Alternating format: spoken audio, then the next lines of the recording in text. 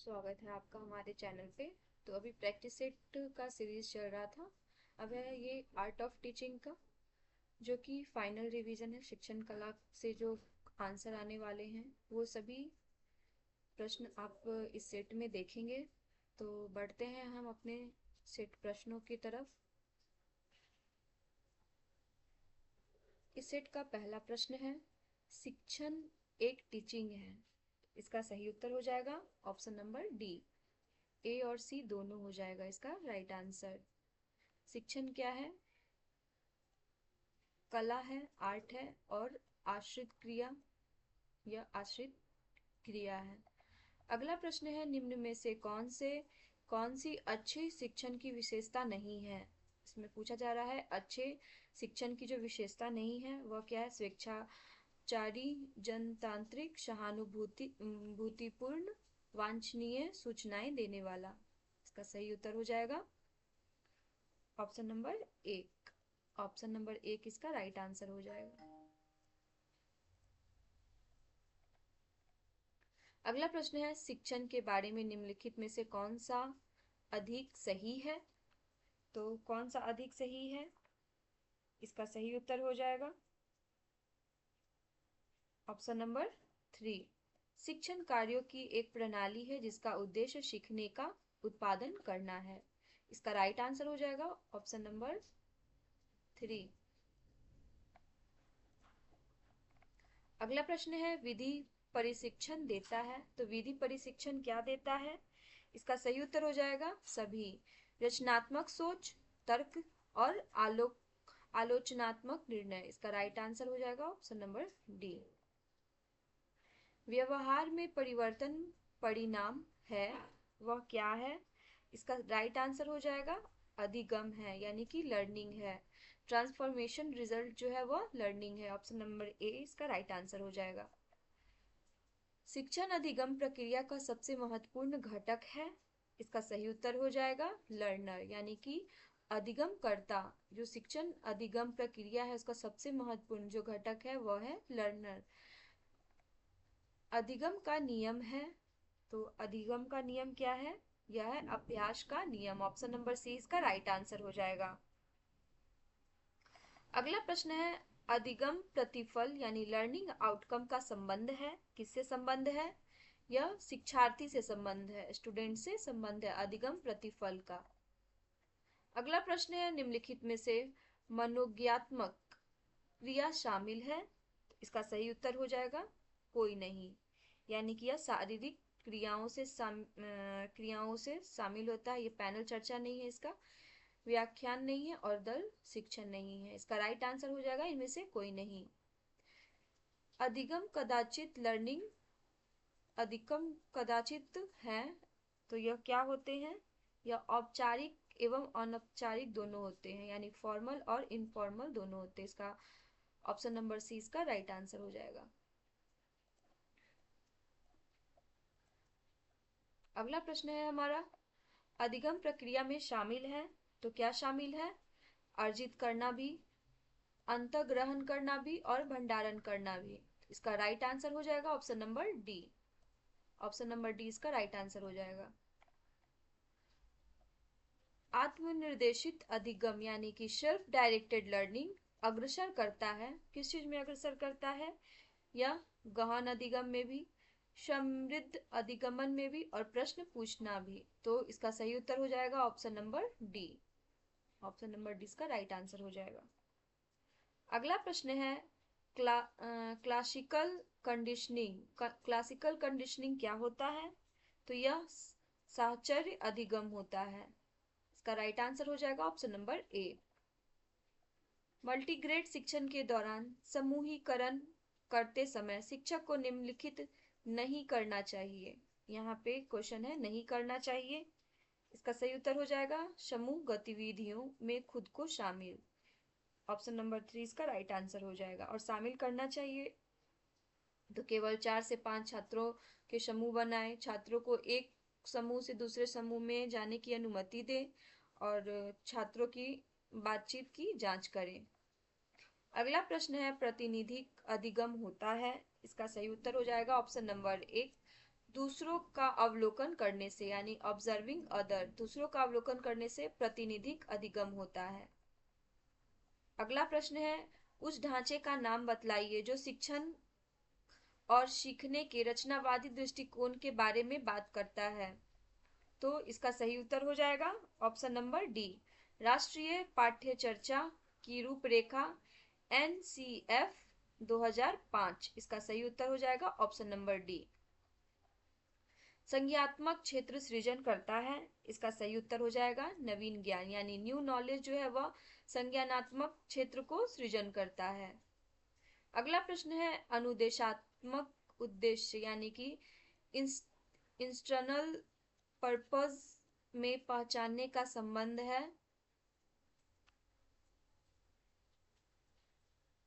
इसका सही उत्तर हो जाएगा ज्ञान से। अनुदेशात्मक उद्देश्य जो है वह ज्ञान से है। अगला प्रश्न है, ब्लूम की टॉक्सोनॉमी की पदानुक्रमिक व्यवस्था को बताना है यहाँ पे। इसका सही उत्तर हो जाएगा ऑप्शन नंबर एक, संज्ञानात्मक उद्देश्य हो जाएगा। ब्लूम की टॉक्सोनॉमी की पद्धति व्यवस्था जो है वह है संज्ञानात्मक उद्देश्य। अगला प्रश्न है, ज्ञान का उद्देश्य निर्धारित होता है। तो ज्ञान का उद्देश्य निर्धारित होता है किस चीज से? दर्शन शास्त्री से, यानी कि फिलोसफर के द्वारा निर्धारित होता है। अंतक उद्देश्य वर्णन, इंड गोल डिस्क्रिप्शंस करता है या क्या करता है? परिणाम यानी कि रिजल्ट। शिक्षण की अंतःक्रियात्मक अवस्था में मुख्य संक्रिया होती है, वह होती है किस चीज की? इसका सही उत्तर हो जाएगा ऑप्शन नंबर डी, ये सभी इसका राइट आंसर हो जाएगा। निदान की, प्रत्यक्षीकरण की और क्रिया और प्रतिक्रिया की। अगला प्रश्न है, अभिक्रमित अनुदेशन आधारित है। इसका सही उत्तर हो जाएगा ऑप्शन नंबर ए, क्लासिकी अनुबंधन पर। व्यवहार का करना पक्ष में आता है, सीखने के गतिक क्षेत्र, सीखने के मनोवैज्ञानिक क्षेत्र, सीखने के संज्ञानात्मक क्षेत्र या सीखने के भावात्मक क्षेत्र। इसका सही उत्तर हो जाएगा ऑप्शन नंबर ए, सीखने के गतिक कोनेटिव क्षेत्र। अगला प्रश्न है, उद्देश्य। इस इकाई के पूर्ण होने पर शिक्षार्थी कहानी की मुख्य घटनाओं को व्याकरण शुद्ध रूप में संक्षिप्त कर सकेंगे या किस ज्ञानात्मक उद्देश्य से संबंध है? इसका सही उत्तर हो जाएगा समझ, ऑप्शन नंबर 20 का राइट आंसर हो जाएगा। अगला प्रश्न है, मॉरिशियन ने बौद्ध स्तर के शिक्षण प्रतिमान में 5 पदों का वर्णन किया है, वे क्या है? यहाँ पे सही क्रम में बताना है। तो सही क्रम हो जाएगा, यहाँ पे हो जाएगा 2 1 4 3 5। इसका राइट आंसर हो जाएगा ऑप्शन नंबर एक। अगला प्रश्न है, इनमें से एक शिक्षण प्रविधि नहीं है। तो यह क्या नहीं है? शिक्षण शास्त्र। शिक्षण शास्त्र क्या है? शिक्षण प्रविधि नहीं है। शिक्षार्थी निष्क्रिय रहते हैं, शिक्षार्थी जो है निष्क्रिय रहते हैं। ऑप्शन नंबर सी, व्याख्यान विधि में। ऑप्शन नंबर सी इसका राइट आंसर हो जाएगा। ध्यान केंद्रण की कमजोरी दिखती है। तो यह हो जाएगा भूमिका निर्वाह विधि में। इसका राइट आंसर हो जाएगा ऑप्शन नंबर बी, भूमिका निर्वाह विधि में। अगला प्रश्न है, आगमन विधि शिक्षक की मदद करता है। इसका सही उत्तर हो जाएगा ऑप्शन नंबर डी, इनमें से कोई नहीं। इनमें से कोई नहीं इसका राइट आंसर हो जाएगा। इस विधि में छात्र ज्ञात से अज्ञात की ओर जाते हैं। तो आगमन में ज्ञात से छात्र अज्ञात की ओर जाते हैं। ऑप्शन नंबर डी इसका सही उत्तर हो जाएगा।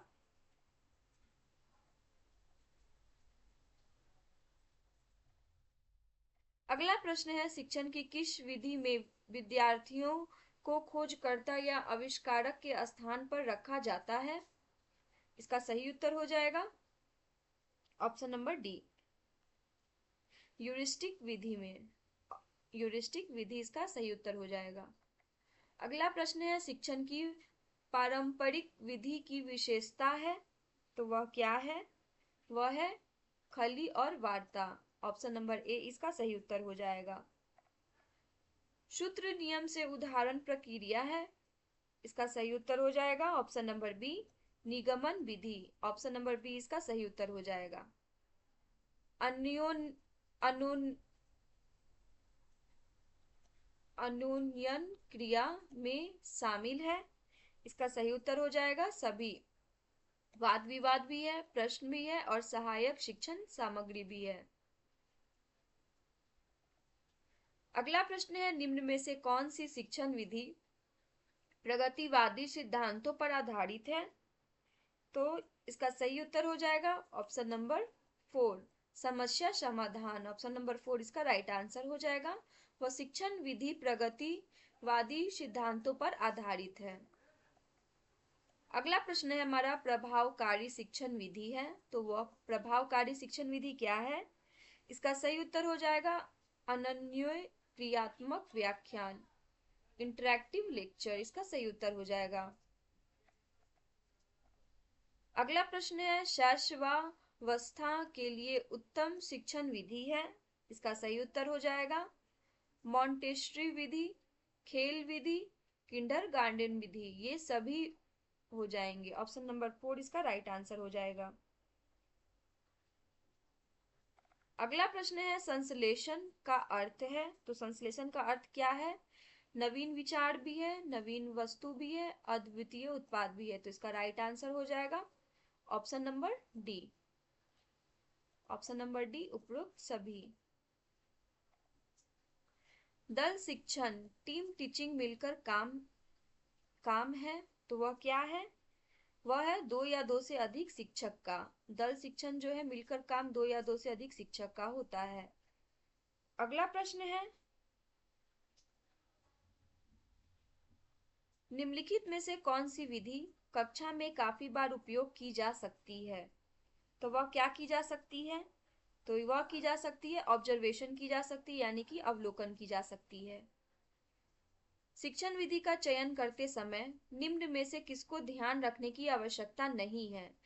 क्वेश्चन में नहीं है, तो इसका सही उत्तर हो जाएगा ऑप्शन नंबर 2 अभिभावक की पृष्ठभूमि, यानी कि पेरेंट्स बैकग्राउंड यहाँ पे आवश्यकता नहीं है। तो अगर होने की बात होगी तो व्यक्तिगत भेद, विद्यार्थियों का मानसिक स्तर, विषय की विशिष्ट प्रकृति। अगला प्रश्न है, शिक्षक केंद्रित विधियों की विशेषताएं हैं, इसका सही उत्तर हो जाएगा ऑप्शन नंबर डी उपयुक्त सभी हो जाएगा इसका।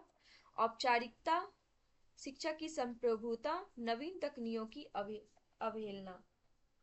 अगला प्रश्न है, एक बहुत विस्तृत और विशिष्ट योजना है जिसमें इच्छित सीखने के परिणाम शिक्षण अधिगम में रणनीतियों और गतिविधियों और सीखने के परिणामों के मूल्यांकन के लिए वास्तविक उपकरण शामिल है।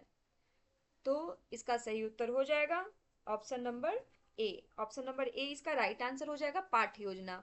जो पाठ योजना होता है वह विस्तृत और विशिष्ट योजना होता है जिसमें सीखने के परिणाम शिक्षक अधिगम के लिए रणनीतियों और गतिविधियों सीखने के परिणाम के मूल्यांकनों के लिए वास्तविक उपकरण शामिल होता है। इसका राइट आंसर हो जाएगा option number A. Option number A इसका राइट आंसर हो जाएगा। पाठ योजना के खोजी प्रश्न की आवश्यकता है, तो वह क्या है? पाठ योजना के खोजी प्रश्न की आवश्यकता जो है इसका सही उत्तर हो जाएगा ऑप्शन नंबर डी उपरोक्त सभी। पूर्व ज्ञान से होता है, पूर्व अनुभव से भी होता है और विषय का ज्ञान से भी होता है पाठ योजना। अब ये है 5E मॉडल के सह निर्माता थे, तो वह कौन थे? वह थे रोजर बाइबी। रोजर बाइबी इसका राइट आंसर हो जाएगा। संलग्न छानबीन व्याख्या विस्तार एवं मूल्यांकन का चरण है, वह कौन सा चरण है? तो इसका सही उत्तर हो जाएगा मेरिल मॉडल। मेरिल मॉडल इसका राइट आंसर हो जाएगा। एक पाठ योजना कैसी नहीं होनी चाहिए? Lesson plan should not be क्या होता है? इसका सही उत्तर हो जाएगा व्यापक। ऑप्शन नंबर सेकंड इसका राइट आंसर हो जाएगा। एंट्री एंट्री व्यवहार को क्या कहते हैं? इसका सही उत्तर हो जाएगा ऑप्शन नंबर ए, पूर्व ज्ञान। एंट्री व्यवहार जो होता है वह प्रीवियस नॉलेज भी इसको कहते हैं। पाठ्य योजना का उद्देश्य कथन क्या होता है? तो पाठ्य योजना लेसन प्लान का उद्देश्य क्या होता है? तो वह होता है स्पष्ट करता है विषय वस्तु को। पाठ्य योजना की भाषा कैसी होनी चाहिए? जटिल और समझने योग्य होना चाहिए या तकनीकी शब्द को नजरअंदाज नहीं किया जा सकता है? ऑप्शन नंबर सी है सटीक और संगत, और ऑप्शन नंबर डी है स्पष्ट और कठिन शब्द। तो इसका सही उत्तर हो जाएगा ऑप्शन नंबर सी, सटीक और संगत, यानी कि ऑप्शन नंबर सी इसका राइट आंसर हो जाएगा। ऑप्शन नंबर सी इसका राइट आंसर हो जाएगा। अगला प्रश्न है पाठ्य योजना का प्रयोजन, पर्पस है, यह वह क्या है? इसका सही उत्तर हो जाएगा शिक्षण लक्ष्य की रूपरेखा प्रस्तुत करना, लक्ष्य तथा पहुंचने का रास्ता तय करना, अधिगम उद्देश्य तय करना। तो इसका राइट आंसर हो जाएगा ऑप्शन नंबर डी। पाठ्य योजना का अंतिम चरण जो होता है वह क्या होता है? तो पाठ्य योजना का अंतिम चरण होता है वह होता है गृह कार्य, यानी कि होमवर्क होता है। अंतिम चरण होता है गृह कार्य। अगला प्रश्न है हमारा सूक्ष्म शिक्षण यानी कि माइक्रो टीचिंग का उद्देश्य क्या होता है? इसका सही उत्तर हो जाएगा ऑप्शन नंबर ए, शिक्षकों में शिक्षण कौशल का विकास करना होता है। सूक्ष्म शिक्षण का उद्देश्य होता है अनुदेशन यानी इंस्ट्रक्शन प्रदान करता है। इंस्ट्रक्शन क्या प्रदान करता है? कक्षा के अंदर यानी कि इनसाइड द क्लासरूम। अंतःक्रिया विश्लेषण की प्रक्रिया है। तो अंतःक्रिया विश्लेषण की प्रक्रिया क्या होती है? वह होती है अंकन प्रक्रिया, अंकन अर्थापन प्रक्रिया। इसका राइट आंसर हो जाएगा ऑप्शन नंबर सी। इनमें से एक अवश्रेणीयन अधिगम व्यवस्था है। इसका सही उत्तर हो जाएगा सूक्ष्म शिक्षण यानी माइक्रो टीचिंग। वो कौशल जो प्रत्यक्ष यानी डायरेक्ट नहीं दिखता है। इसका सही उत्तर हो जाएगा ऑप्शन नंबर सी, सोचना यानी कि थिंकिंग। अगला प्रश्न है सूक्ष्म शिक्षण का आविष्कार किस वर्ष हुआ था? इसका राइट आंसर हो जाएगा ऑप्शन नंबर ए, 1963 में हुआ था। ऑप्शन नंबर ए इसका राइट आंसर हो जाएगा। यहाँ पे सही क्रम को चुनना है, तो सही क्रम हो जाएगा हमारा पहले योजना शिक्षण, पृष्ठ पोषण, पुनर्योजना, पुनः शिक्षण, पुनः पृष्ठ पोषण। इसका राइट आंसर हो जाएगा ऑप्शन नंबर बी, पहले योजना शिक्षण, फिर पृष्ठ पोषण, फिर पुनर्योजना, फिर पुनः शिक्षण, फिर पुनः पृष्ठ पोषण। सूक्ष्म पाठ की तैयारी किस चरण के अंतर्गत आती है? तो वह किसके अंतर्गत आती है? कौशल अधिग्रहण के अंतर्गत आती है।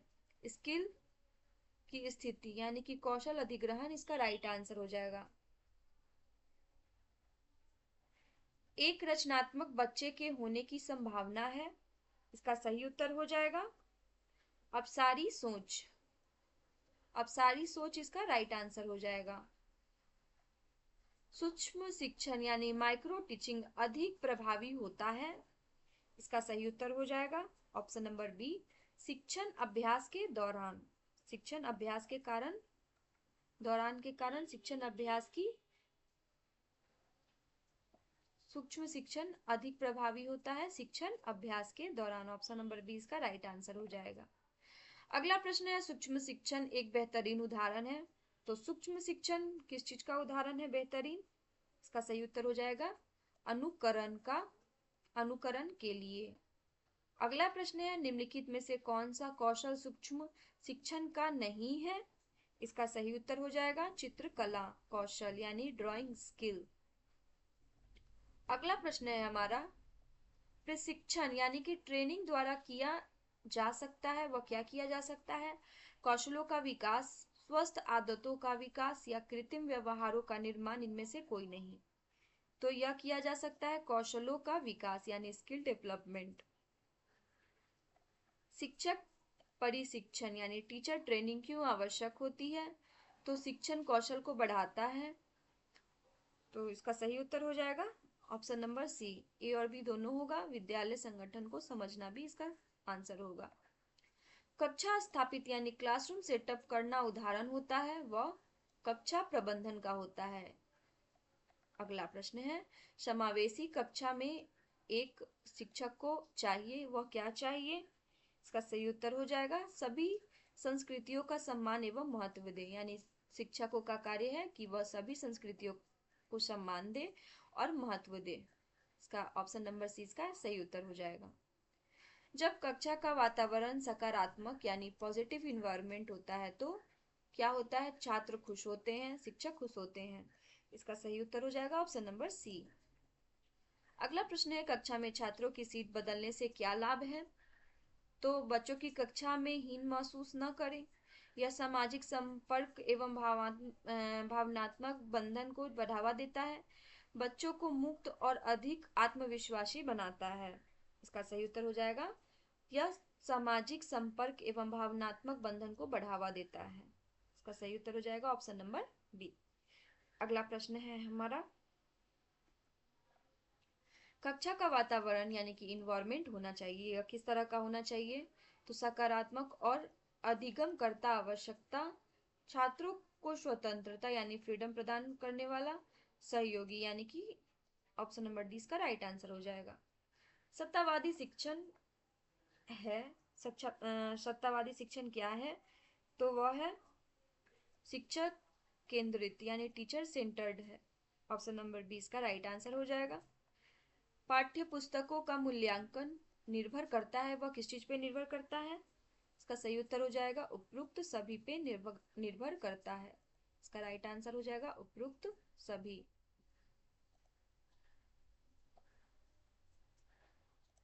अगला प्रश्न है, पुस्तकालय का उद्देश्य है। तो पुस्तकालय का उद्देश्य क्या होता है? ज्ञान और सूचना, नॉलेज और इंफॉर्मेशन होता है पुस्तकालय का उद्देश्य। पाठ्य पुस्तक मदद करती है, इसका सही उत्तर हो जाएगा छात्रों का मार्गदर्शन करने में और शिक्षकों का भी मार्गदर्शन करने में पाठ्य पुस्तक क्या करती है? मदद करती है। तो ऑप्शन नंबर सी इसका राइट आंसर हो जाएगा।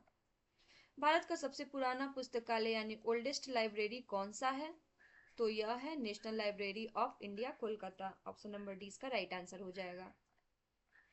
पाठ्य पुस्तकों का चयन करते समय ध्यान देना चाहिए, तो क्या चीज का ध्यान देना चाहिए हमें?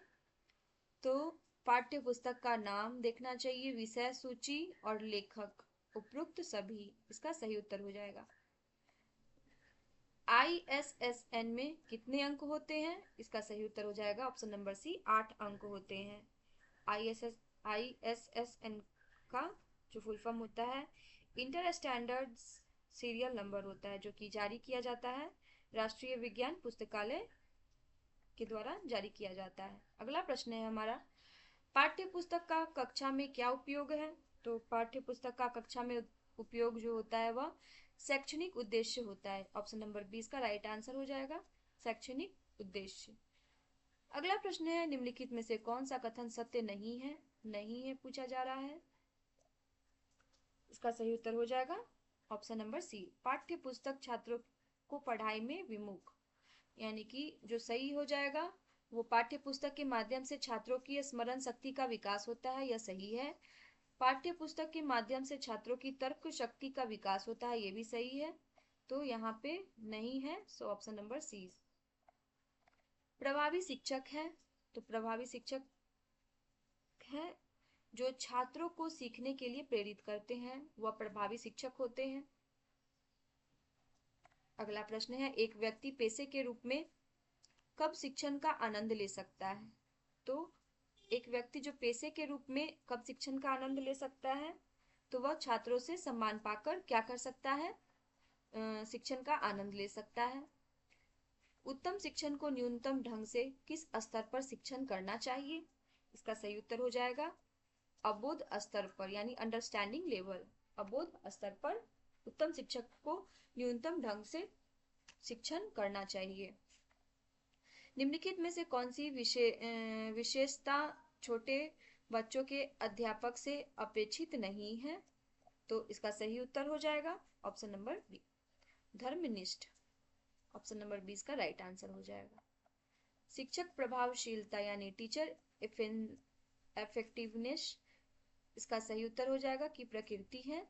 शिक्षक प्रभावशीलता की प्रकृति है। तो वह क्या है? इसका सही उत्तर हो जाएगा option number C. Option number C इसका राइट आंसर हो जाएगा, वैज्ञानिक और कलात्मक। शिक्षक को मित्र, दार्शनिक और मार्गदर्शक वाक्यांश द्वारा महिमा मंडित किया गया क्योंकि वह छात्रों को मानवता के उच्च मूल्यों के अवगत कराते हैं। ऑप्शन नंबर ए इसका राइट आंसर हो गया। शिक्षण अधिगम प्रक्रिया में शिक्षक महत्वपूर्ण भूमिका निभाता है। इसका सही उत्तर हो जाएगा सहायक यानी हेल्पर के रूप में। अगला प्रश्न है, एक शिक्षक के पास होना चाहिए, तो क्या होना चाहिए? छात्रों के बारे में ज्ञान होना चाहिए, शिक्षण विधि का ज्ञान होना चाहिए और अच्छा नेतृत्व करता होना चाहिए, यानी कि गुड लीडरशिप भी होना चाहिए। तो इसका राइट आंसर हो जाएगा ऑप्शन नंबर डी। एक शिक्षक सबसे अधिक सीखता है, तो वह किस चीज से सीखता है? तो छात्रों से सीखता है। ऑप्शन नंबर बी इसका राइट आंसर हो जाएगा। एक प्रभावी शिक्षक का महत्वपूर्ण गुण है, तो अच्छा प्रेरक और छात्रों के साथ अच्छा संबंध। इसका सही उत्तर हो जाएगा ए और बी दोनों, यानी कि वो गुड मोटिवेटर भी होना चाहिए और साथ में अच्छा संबंध भी होना चाहिए, रिलेशनशिप छात्रों के साथ अच्छा होना चाहिए। शिक्षक प्रभावशीलता के मानदंड हैं, तो मानदंड है शिक्षक की प्रभावशीलता का, तो यह है योग्यता, उत्पादन और प्रक्रिया। इसका राइट आंसर हो जाएगा ऑप्शन नंबर डी। अगला प्रश्न है, शिक्षकों के समायोजन का प्राथमिक उत्तरदायित्व होता है, तो वह किस चीज से होता है? शिक्षक स्वयं होता है। शिक्षकों के समायोजन का प्राथमिक उत्तरदायित्व जो है वह शिक्षक क्या होता है? वह स्वयं होता है। ऑप्शन नंबर सी इसका सही उत्तर हो जाएगा। मूल्यांकन प्रक्रिया है, मूल्यांकन प्रक्रिया क्या है? तो वह है मात्रात्मक भी है और गुणात्मक भी है। ऑप्शन नंबर सी इसका राइट आंसर हो जाएगा। शिक्षा में मूल्यांकन के त्रिकोण का भाग है, तो इसका सही उत्तर हो जाएगा अधिगम अनुभव, लर्निंग एक्सपीरियंस। इसका राइट आंसर हो जाएगा। मूल्यांकन भूमिका अदा करता है, तो मूल्यांकन भूमिका क्या अदा करता है? तो शिक्षण में, पाठ्य चर्चा में और परीक्षण में यानी टेस्टिंग में, यह सभी क्या करता है? भूमिका अदा करता है मूल्यांकन। अगला प्रश्न है, एक अच्छे मूल्यांकन में होता है, तो अच्छे मूल्यांकन में क्या देखा जाता है? तो वैधता, यानी कि ऑप्शन नंबर 20 का राइट आंसर हो जाएगा, वैधता देखा जाता है। अगला प्रश्न है हमारा, एक आकलन उपकरण जो न केवल सर्वोत्तम बल्कि बच्चे के सभी प्रकार के कार्यों या समय की अवधि में की गई गतिविधियों को एकत्र करता है, वह है, तो वह क्या है? इसका सही उत्तर हो जाएगा ऑप्शन नंबर एक, पोर्टफोलियो। पोर्टफोलियो इसका राइट आंसर हो जाएगा। निम्नलिखित में से कौन मूल्यांकन का प्रकार नहीं है? तो मूल्यांकन का प्रकार जो नहीं है वह क्या हो जाएगा? वाद विवाद जो है, यानी कि डिबेट जो है, मूल्यांकन का प्रकार नहीं है। अगर प्रकार की बात की जाएगा तो निर्णात्मक और संकलनात्मक हो जाएगा। इसका राइट आंसर और सीसी। मूल्यांकन संबंधित है, तो वह किसी से संबंधित है? तो सब्जेक्ट, अधिगम प्रक्रिया और उद्देश्य, यानी कि उपरोक्त सभी इसका राइट आंसर हो जाएगा। हमारा अगला प्रश्न है, आकलन का उपकरण है, तो आकलन का उपकरण क्या होता है? तो यह होता है सची अभिलेख होता है। ऑप्शन नंबर सी इसका राइट आंसर हो जाएगा। निर्माणात्मक मूल्यांकन का उद्देश्य है, तो यह क्या उद्देश्य है? शिक्षण अधिगम प्रक्रिया का प्रगति जाना, शिक्षण अधिगम प्रक्रिया का सुधार करना, या उपरोक्त दोनों, या उपरोक्त में से कोई नहीं। इसका सही उत्तर हो जाएगा ऑप्शन नंबर सी, उपरोक्त दोनों जो होता है वह निर्णात्मक मूल्यांकन का उद्देश्य होता है, यानी कि शिक्षण अधिगम प्रक्रिया का प्रगति जाना और सुधार करना भी दोनों का उद्देश्य है। मूल्यांकन का कार्य कौन सा होता है?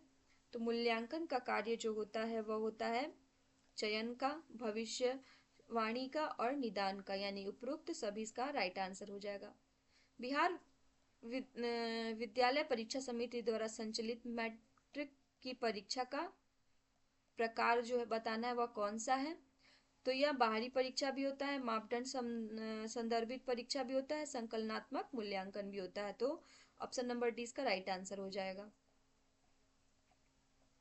पाठ्य चर्चा का सिद्धांत आधारित है, तो किस चीज पे आधारित है? उपरोक्त सभी, यानी विषय वस्तु पर भी आधारित है, गतिविधि पर भी और छात्र पर भी आधारित होता है पाठ्य चर्चा का सिद्धांत। शिक्षा बिना बोझ किसके द्वारा दिया गया है?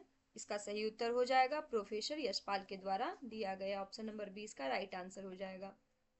एक अच्छे स्कूल पाठ्यक्रम से सहमत होना चाहिए, तो एक अच्छे स्कूल पाठ्यक्रम से सहमत होना चाहिए, इसका सही उत्तर हो जाएगा ऑप्शन नंबर 3 छात्रों के लक्ष्य और उद्देश्य और रुचियां। ऑप्शन नंबर 3 इसका राइट आंसर हो जाएगा। बच्चों का समाजीकरण यानी सोशलाइजेशन शुरू होता है, वह कब होता है?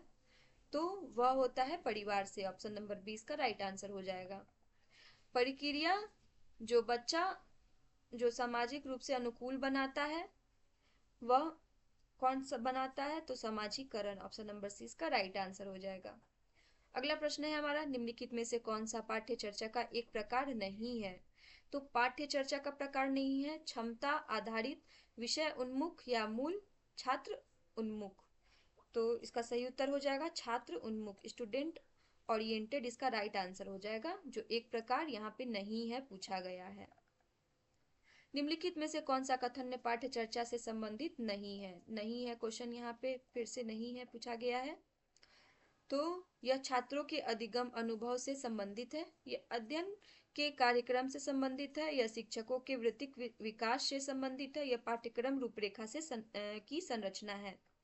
इसका सही उत्तर हो जाएगा ऑप्शन नंबर सी, यह शिक्षकों के वृत्तिक विकास से संबंधित है। पाठ्यक्रम भाग है, तो वह भाग है पाठ्य चर्चा का। ऑप्शन नंबर 20 का राइट आंसर हो जाएगा। मास्लो ने मानव आवश्यकताओं को कितने भागों में बांटा है? इसका राइट आंसर हो जाएगा ऑप्शन नंबर बी, 5 वर्गों में बांटा है। मास्लो ने मानव आवश्यकताओं को 5 वर्गों में बांटा है। अगला प्रश्न है हमारा, पाठ्य सहगामी क्षेत्र से संबंधित है, संबंधित यहाँ पे नहीं है पूछा गया है, तो यह वर्ग शिक्षण संबंधित नहीं है, वाद विवाद संबंधित है, संगीत संबंधित है, नाटक नहीं, तो संबंधित है। इसमें से ऑप्शन नंबर डी नहीं संबंधित में जो है वह वर्ग शिक्षक यानी क्लासरूम। विद्यालयी पाठ्य चर्चा का प्रमुख सोच है, इसका सही उत्तर हो जाएगा ऑप्शन नंबर बी, बच्चों का सर्वगिन। ऑप्शन नंबर बी इसका राइट आंसर हो जाएगा। एरिक्सन ने मानव विकास को विभाजित किया है, इसका सही उत्तर हो जाएगा ऑप्शन नंबर बी, 8 चरणों में। ADDIE मॉडल के ए इनमें से किसके लिए है? इसका सही उत्तर हो जाएगा विश्लेषण यानी एनालिसिस के लिए है। विषय वस्तु की रूपरेखा है, तो यह पाठ्यक्रम यानी कि सिलेबस है। कक्षा में वातावरण में मूल्यों, मानकों और विश्वास का प्रसारण है, इसका सही उत्तर हो जाएगा छिपा हुआ पाठ्यक्रम यानी हिडन सर्कुलम है, इसका सही उत्तर हो जाएगा छिपा हुआ पाठ्यक्रम जो है कक्षा के वातावरण में मूल्यों, मानकों और विश्वास का प्रसारण है। अच्छे छात्र वे होते हैं जो हमेशा सीखना चाहते हैं। छात्र सबसे अच्छी तरह से सीखते हैं, तो करके, सुन के, पढ़कर या लिखकर, तो इसका राइट आंसर हो जाएगा करके। सीखना एक स्वाभाविक क्रिया है, इसका सही उत्तर हो जाएगा जीवित प्राणी का। जीवित प्राणी जो है सीखना एक स्वाभाविक क्रिया है। एक बच्चा किसी विशेष संस्कृति के सदस्यों के रूप में व्यक्तियों के लिए उपयुक्त दृष्टिकोण, मूल्यों और कार्यों को सीखता है, तो वह सीखता है वह द्वितीयक समाजीकरण, अग्रिम समाजीकरण, समूह समाजीकरण, यह सीखता है प्राथमिक समाजीकरण, प्राइमरी सोशलाइजेशन सीखता है। एक बच्चा जो है किसी विशेष संस्कृति के सदस्यों के रूप में व्यक्तियों के लिए उपयुक्त दृष्टिकोण, मूल्यों और कार्यों को सीखता है, वह प्राथमिक समाजीकरण सीखता है। इनमें से कौन शिक्षण अधिगम में कोई भूमिका अदा नहीं करता है? इसका सही उत्तर हो जाएगा जातिगत अनुभव। इसका राइट आंसर हो जाएगा ऑप्शन नंबर डी, जातिगत अनुभव। निम्न में से कौन सा अधिगम का वक्र नहीं है? इसका सही उत्तर हो जाएगा लंबवत। लंबवत इसका राइट आंसर हो जाएगा। अगला प्रश्न है भौतिक और अभौतिक संस्कृति में परिवर्तन को कहा जाता है, तो वह क्या कहा जाता है? सामाजिक परिवर्तन, सोशल चेंज इसका राइट आंसर हो जाएगा। अपने शिक्षण को व्यवसाय रूप में क्यों चुना है? तो आका शिक्षण रुचि में। सार्थक अधिगम क्या होता है? तो वह होता है मुख्य रूप से ज्ञान को ज्यों का त्यों उत्पन्न करना नहीं, जब होता है तब विषय वस्तु और गैर संदर्भित किया जाता है, तब होता है जब सक्रिय रूप से विद्यार्थियों के अधिगम को नियंत्रित करते हैं। सार्थक अधिगम में विश्लेषण, समालोचनात्मक सोच तथा समस्या समाधान की प्रक्रियाएं शामिल होती है। तो ऑप्शन नंबर 4 इसका सही उत्तर हो जाएगा। अगला प्रश्न है निम्नलिखित में से कौन से तत्व अधिगम को प्रभावित करते हैं? तो इसका सही उत्तर हो जाएगा option number second, A B C D सभी प्रभावित करते हैं। शिक्षार्थी की उत्प्रेरण, शिक्षार्थी की परिपक्वता, शिक्षण युक्तियां और शिक्षार्थी का शारीरिक और संवेगात्मक स्वास्थ्य। अगला प्रश्न है अधिगम को प्रभावित करने वाले मनोवैज्ञानिक कारक हैं। इसका सही उत्तर हो जाएगा छात्रों की रुचि।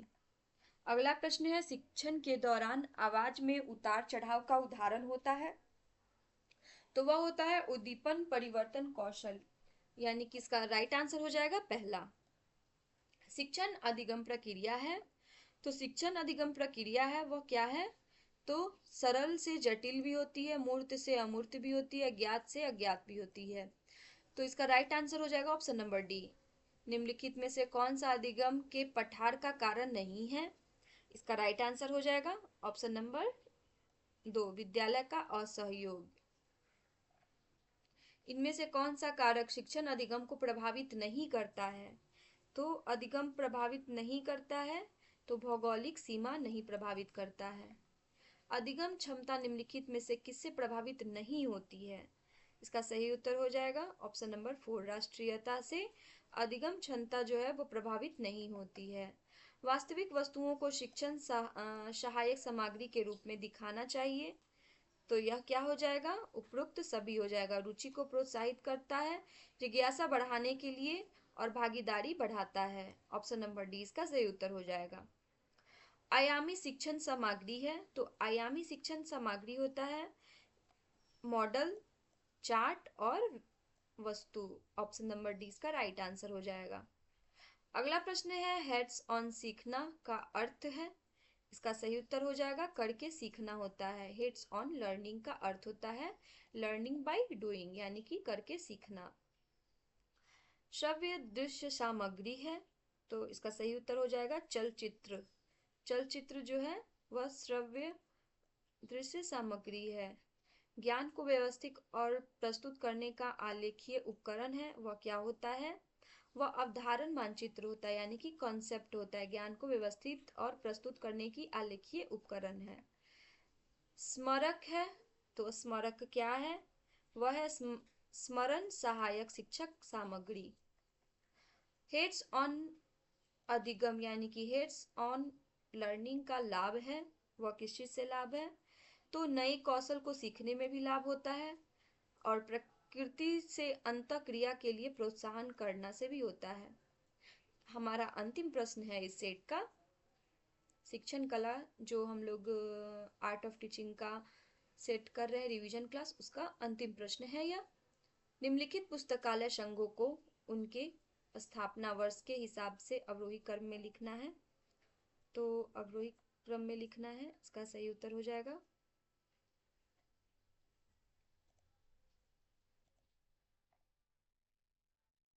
Option number second. ये सेकंड होगा, ये थर्ड होगा।